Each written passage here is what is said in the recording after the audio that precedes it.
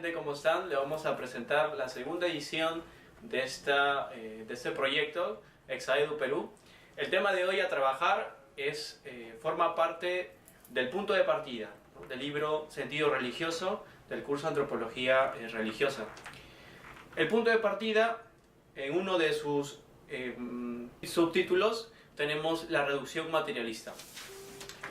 Vamos a mencionar, o el recorrido que vamos a hacer, ¿no?, está dividido en 4 partes, ¿no? Primero, vamos a explicar las 2 realidades que existen en el hombre, ¿no?, una realidad material y otra realidad espiritual. Luego, vamos a ver en qué consiste esta postura, esta reducción materialista. La vamos a explicar detalladamente, ¿no? Vamos a explicar algunos ejemplos y terminamos con una contraargumentación a esta reducción materialista. En el hombre existen 2 realidades y esto lo probamos en nuestra experiencia. Desde que podemos emitir en nuestro accionar, ¿no?, cosas que no se pueden explicar en base a nuestra realidad material. La primera realidad que existe en el hombre es la materia, porque está compuesto, ¿no?, dentro de un sistema biológico, y eso ya nosotros lo sabemos, un sistema digestivo, un sistema nervioso. Por lo tanto, somos seres corpóreos, pero no solamente cuerpo, sino también una realidad espiritual. Giussani en el libro nos presenta 3 ejemplos claros de realidades espirituales: la idea, la decisión y el juicio. Ambas realidades tienen características muy puntuales. La realidad material es una realidad mensurable. ¿Qué quiere decir mensurable? Que es una realidad que se puede medir, que se puede tocar, por lo tanto también es tangible. La realidad espiritual tiene una característica que es inmensurable, no se puede medir. La material está con una tendencia al cambio, por lo tanto es una realidad mutable. La realidad espiritual es inmutable, no puede estar sujeta al cambio. En la realidad espiritual, como bien le dije, tenemos la idea, tenemos la decisión y el juicio. Ambos están dentro de estas 3 características que he mencionado. Muy bien, pero entonces, ¿en qué consiste esta postura? ¿Por qué llamamos reducción materialista? Primer punto. La reducción materialista explica la realidad espiritual, como por ejemplo la idea o una decisión o un juicio, la explica en base a la realidad material. Si apreciamos el gráfico, y ustedes lo tienen en su manual, presentan 2 flechas. Esta flecha roja, que es la realidad material, ¿no?, y la flecha verde, que como apreciamos es una flexión de esta realidad, ¿no? Giussani la menciona a esta flecha roja como una realidad animal. ¿Cierto, Charlie? Sí, así es. Bien. Entonces, en este gráfico vemos que el origen de la realidad espiritual se origina dentro de una realidad material, ¿no? Esto, a simple vista, suena razonable, pero es contradictorio. Y eso lo vamos a explicar luego. Claro, muy bien. Giussani lo que nos trata de explicar a partir del antecedente que hemos visto en el texto sobre las 2 realidades, anteriormente he explicado sobre una realidad material, sobre una realidad espiritual, como lo puede exponer nuestro amigo Elmer. Sin embargo, frente a estas 2 realidades va a ocurrir una objeción que denomina Giussani la objeción materialista, ¿no? Es decir, aquella objeción que quiere refutar esta posibilidad de la existencia de 2 realidades y va a reducir una hacia la otra, ¿no? En este caso, como explicó Elmer, el gráfico trata justamente de esta objeción materialista, que en realidad es una reducción, ¿no? Es decir, esta realidad espiritual, que tendría que ser autónoma en todo caso, está sujeta, ¿no?, a esta realidad material, ¿no? Se podría decir que esta realidad espiritual es un subproducto de la evolución, ¿no?, de la materia, ¿no? Y es una idea, claro, es una idea justamente muy interesante que está, digamos, en nuestro tiempo, ¿no?, al explicar todo al respecto a la materia, ¿no? En este caso, para entender un poquito mejor lo que nos quiere decir Giussani con respecto a eso, Yo te comentaba si es que la gente se recuerda sobre la película Planeta de los Simios. del planeta de los simios, ¿no? Entonces, el planeta de los simios justamente trata de esto, ¿no? Quizás si nos ponemos a pensar, la idea que está detrás del planeta de los simios es que justamente aquello que llamamos alma, aquello que llamamos espíritu, es un producto de la evolución del cerebro, Claro. ¿no? Claro. Justamente es esto, ¿no? Justamente se ve en la película que cuando tienen a este simio, ¿no? A César se le inyecta este suero, de repente su cerebro empieza a crear esto que nosotros llamamos razón, ¿no? Es decir, ya empieza a generar lenguaje, empieza a pensar, empieza a pensar en torno a conceptos como justicia, como libertad, etcétera, ¿no? Y esto es propiamente humano, ¿no? El hombre piensa justamente esto porque tiene alma, ¿no? Porque tiene espíritu, ¿no? Entonces, el planeta de los simios básicamente estaría, pues, mostrando esta reducción materialista, ¿no? Porque ese simio no es un ser humano, pero piensa, razona como un ser humano en tanto que su cerebro ha podido evolucionar, ¿no? Básicamente con gracias a este suero. Entonces la película del planeta de los simios podría explicarnos mucho mejor esta inflexión, ¿no? Ahora, lo que comenta Giussiani al respecto es que ocurre un problema también con la reducción materialista, ¿no? Y uno de los casos, por ejemplo, más importantes es la cuestión respecto al amor, ¿no? Es decir, el amor quedaría reducido a mero hecho biológico.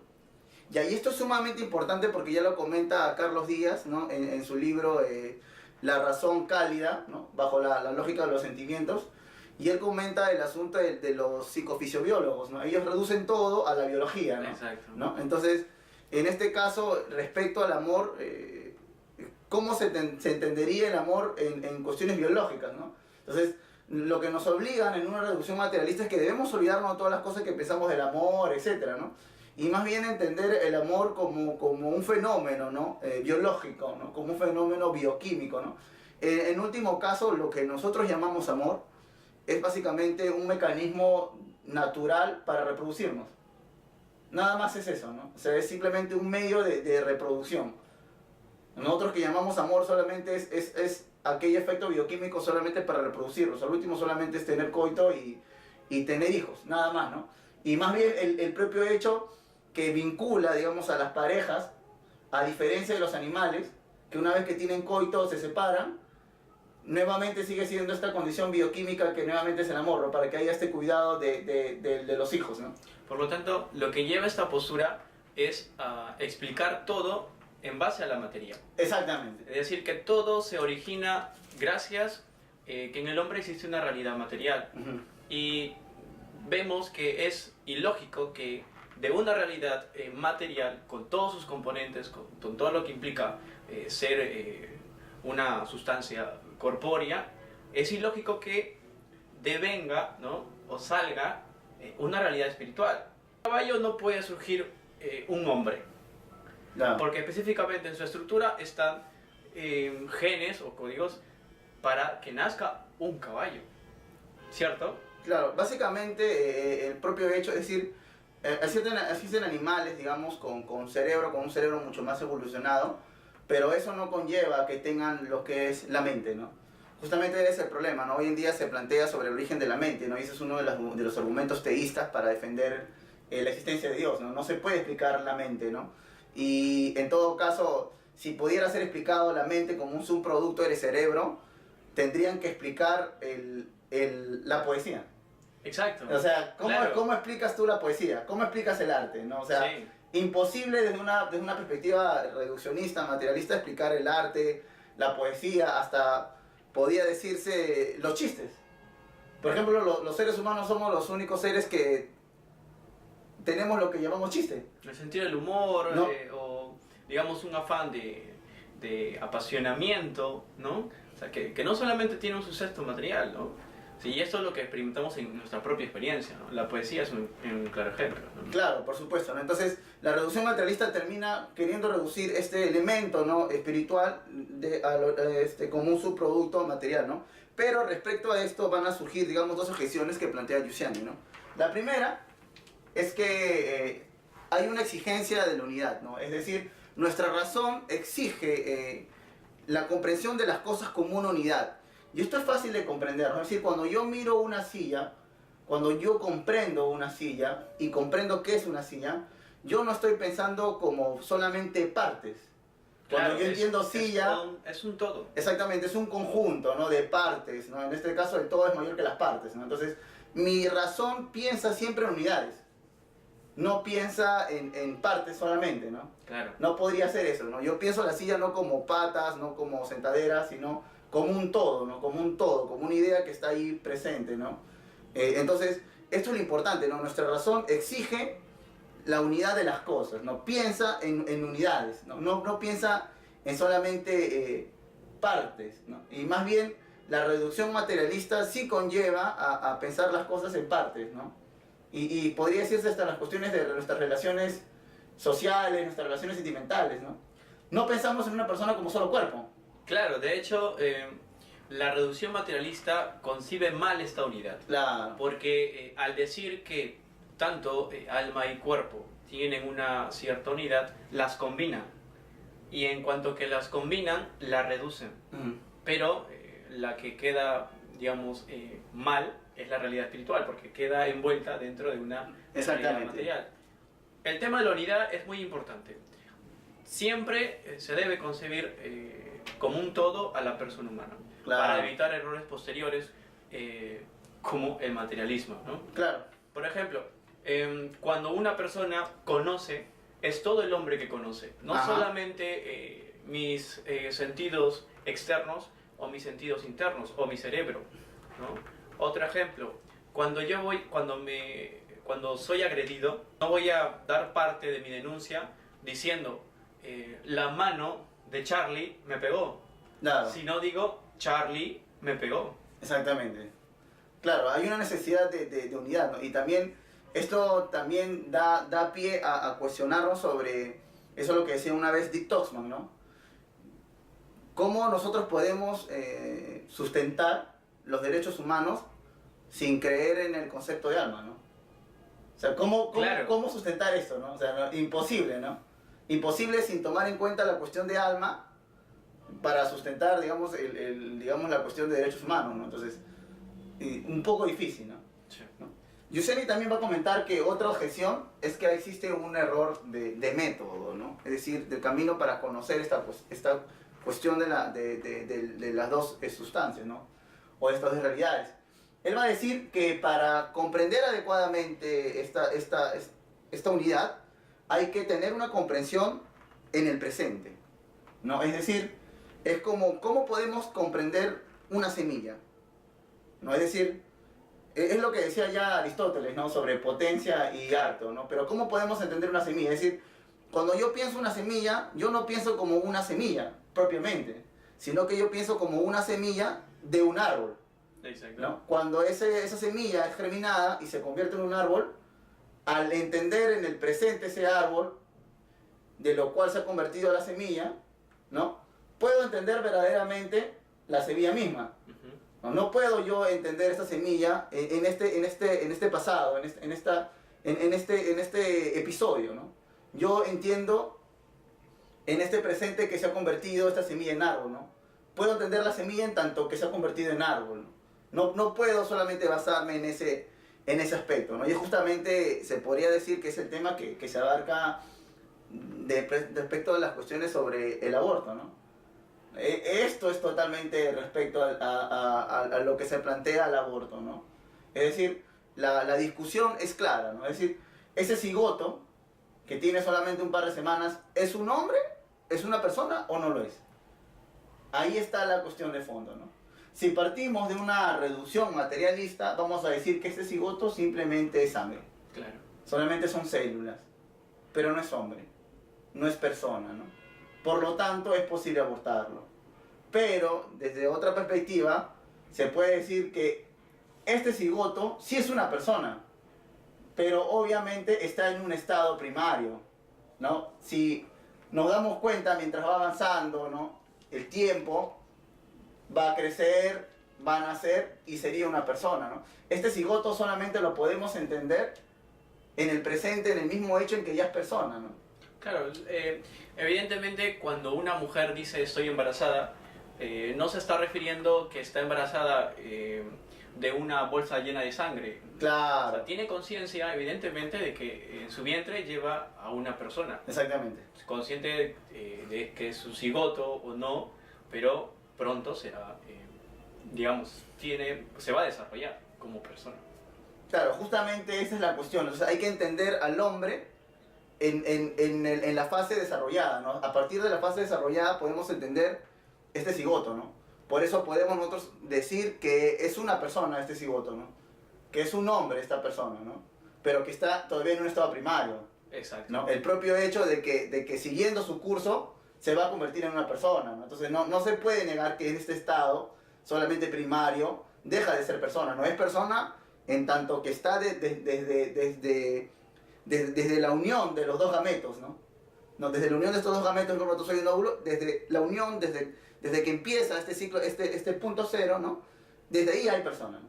Ahora, no sé si me salga el tema, pero con respecto a la infusión del alma, los materialistas dirían que es el alma, la realidad espiritual, que provenga de los gametos de los padres. Claro. ¿Es eso posible, Charlie? En realidad es una discusión, ¿no? Que tendría que resolverse, ¿no? Pero debemos recordar lo que nos dice Santo Tomás, ¿no? O sea, él trata de responder a la pregunta de cómo alma y cuerpo se pueden unir, ¿no? Entonces él trata de decir que al momento que está la parte material, Dios crea el alma, ¿no? Y el hombre no se puede entender, el hombre es alma y cuerpo, ¿no? O sea, no hay dos, no puede ser solamente alma, ni solamente puede ser cuerpo, ¿no?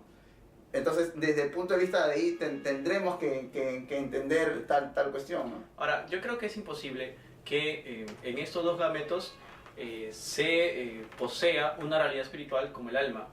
De ahí que la infusión del alma sea de una manera externa, ¿no? Claro. Nosotros, los católicos, digamos que atribuimos esta infusión a Dios, que la ciencia, digamos, no ha determinado en qué preciso momento se da esta infusión. Claro.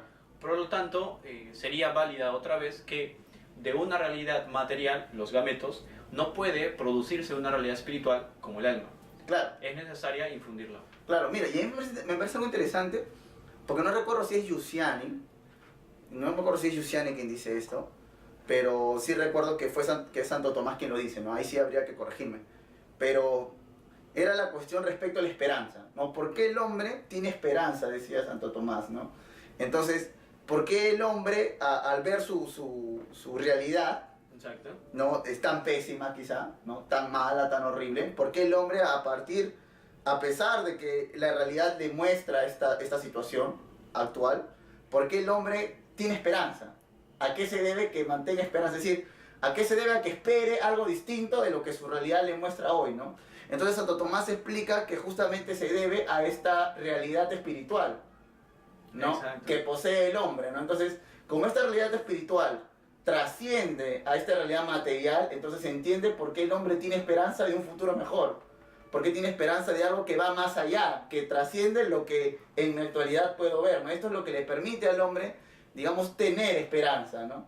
Y básicamente la reducción materialista trataría de decir que esto es imposible, ¿no? Claro, o sea, un materialista trata, como a dar lugar, decir que el hombre, ¿no?, en su realidad material no es trascendente.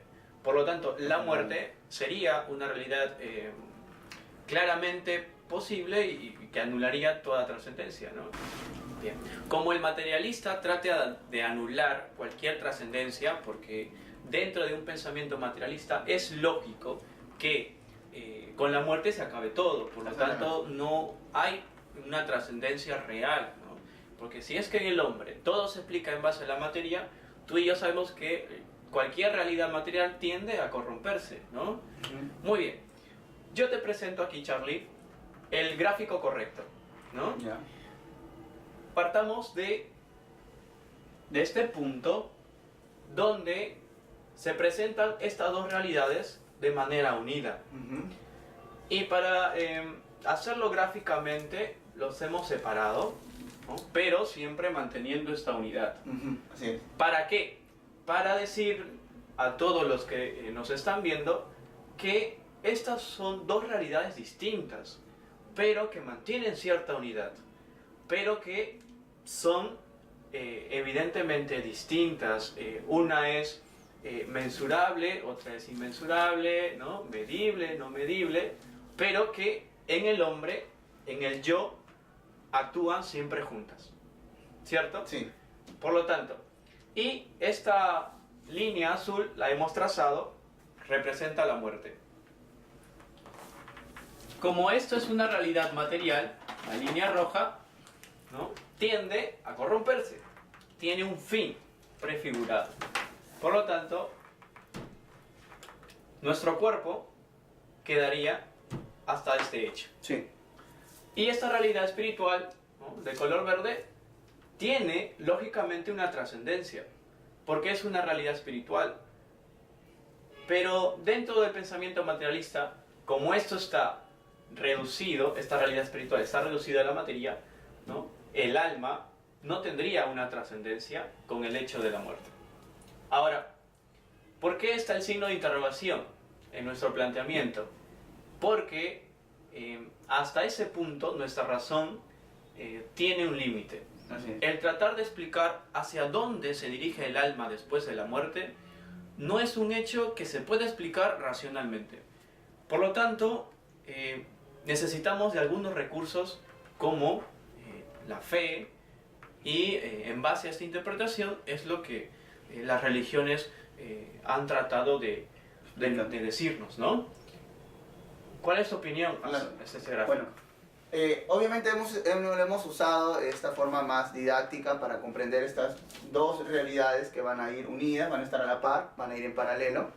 Pero hay algo importante con la cual vamos a concluir, ¿no? Y es lo que plantea nuevamente Santo Tomás, ¿no? Y es lo que lo retoma al parecer Giussiani, ¿no? Y es que al que el hombre es una unidad, es decir, es alma y cuerpo, esta realidad inmaterial, ¿no?, Exacto. para poder manifestarse necesita de esta realidad material, ¿no? Es decir, el alma humana, esto que llamamos persona, se hace evidente o se hace manifiesta a través del cuerpo, ¿no? Pero Santo Tomás también va a decir que si esto que consideramos cuerpo puede tener alguna dificultad o puede tener algún problema, alguna falla, no lo sé, como nos ocurre a nosotros, esta alma, digamos, quizá no va a poder ser manifiesta totalmente, ¿no? Aunque no quite que el alma todavía siga allí, ¿no? Como por ejemplo, digamos, un ciego. Supongamos que una persona nace ciega, no va a poder ver, ¿no? Exacto. No va a poder ver, pero eso no significa que no pueda conocer, ¿no? Es decir, el hombre por naturaleza, ¿no?, por naturaleza conoce y puede conocer los colores, ¿cierto?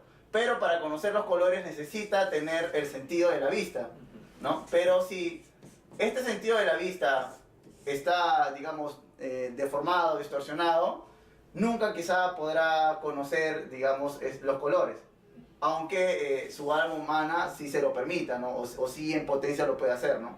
Entonces, mientras está como en esta realidad material, como un hombre, como alma y cuerpo, pues va a tener que necesitar para manifestarse esta realidad material, ¿no?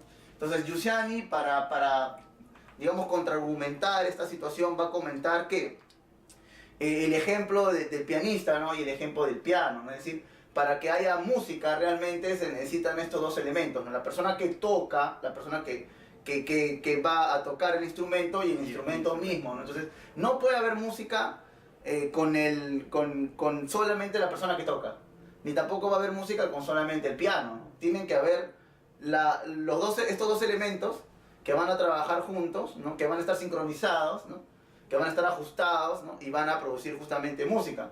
Pero nuevamente Giussiani va a comentar, ¿pero qué pasa si el piano está mal, está fallado? Nunca por nunca va a poder aparecer esta música, ¿no? Por más hábil que sea el músico, ¿no? Si el instrumento está fallado, está distorsionado o está malogrado, nunca va a aparecer aquello que llamamos música, ¿no? Entonces justamente nos va a explicar esta unidad del hombre, ¿no?, para entender esto, ¿no? Muy bien, chicos. Entonces, ahora procedemos a hacer unas breves conclusiones para delimitar mejor el tema. Muy bien, hemos visto sobre el asunto de las dos realidades, ¿no? Hay una realidad material y una realidad espiritual. Esto es muy fácil de reconocer para nuestra experiencia. También hemos visto que hay una objeción materialista, que es decir, que quiere reducir la segunda, es decir, la realidad espiritual, en base a una realidad material, ¿no? También hemos visto que nuestra experiencia no es concebible tal cuestión porque vemos en nuestra realidad que existe una unidad, y esta unidad es que existen estas dos realidades que están en una sola, ¿no? Y que definitivamente es imposible pues de reducirlas, ¿no? Bien, la reducción materialista tiene una tesis muy básica: explicar toda la realidad espiritual que existe en el hombre en base a la materia. Y hoy en día, Charlie, estamos viviendo una fuerte corriente materialista en la cual todo adquiere valor siempre y cuando se explique en base a la materia, ¿no? Y todo lo que no se puede explicar en base a esta realidad corpórea, material, pues la descartan, ¿no? La descartan y anulan cualquier despliegue que esté fuera de esta realidad material, ¿no? Entonces, chicos, el fundamento principal de Yusani, como Charlie lo dijo, está en nuestra experiencia. En nuestra experiencia nosotros expresamos claramente la existencia de esta realidad espiritual que no es originada por una realidad material como nuestro cuerpo. Sí trabajan unidas, conforman toda una unidad, pero son distintas. Agradecemos a todas las personas que nos han ayudado a colaborar en esta segunda producción.